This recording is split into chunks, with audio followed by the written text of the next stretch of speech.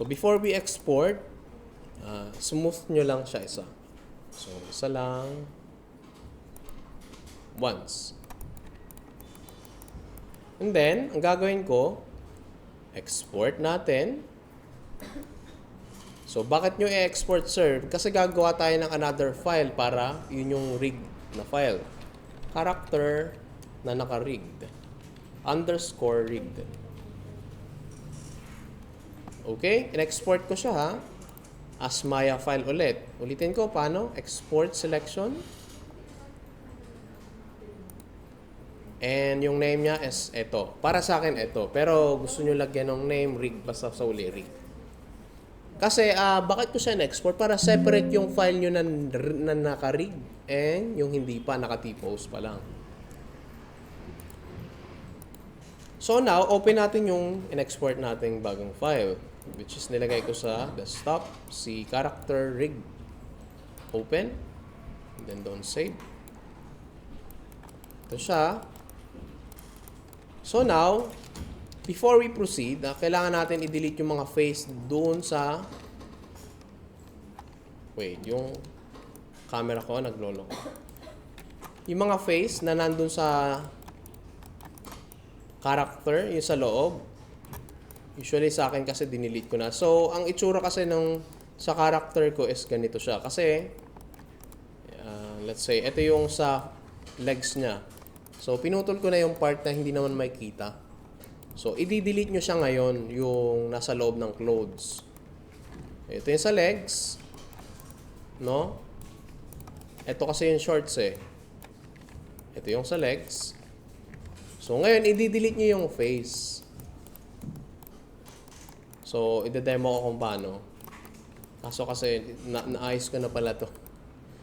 So, sample na lang siguro is... Anyway, i-delete nyo muna yung face. Like this. Separate nyo. Ito lang kasi yung... i-delete nyo siya. Kasi hindi naman makikita sa loob eh.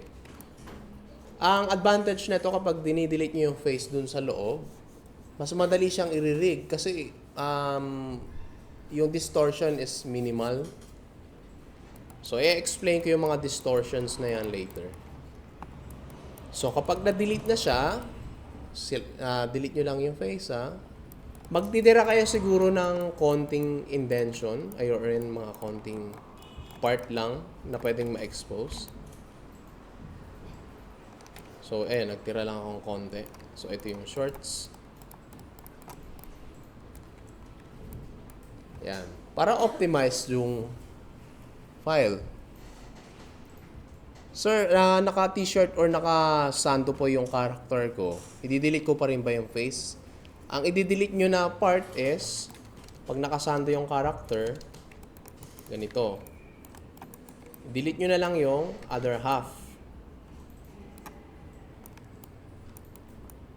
Kasi, baka ma-expose kasi yung part na to, saka to. Kasi nakasando yung character eh. Paano naman kapag naka-t-shirt? Ang i-delete ko is yung buong torso. Yan, ganyan siya. Paano sir kapag base mesh lang yung character ko? Wala na kayo i-delete. Huwag na kayo mag-delete pag base mesh lang. Kasi ganun din naman yun eh.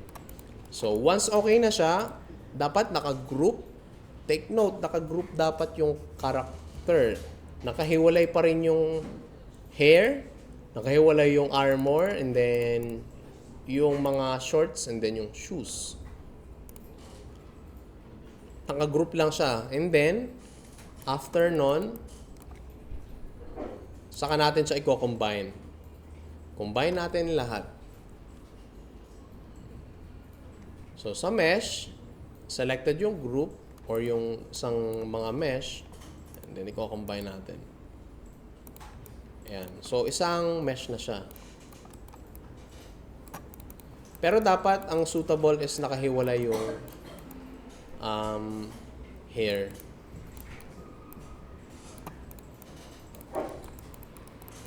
Oh no. Malayo na kami, matatapos na kami. Joke lang.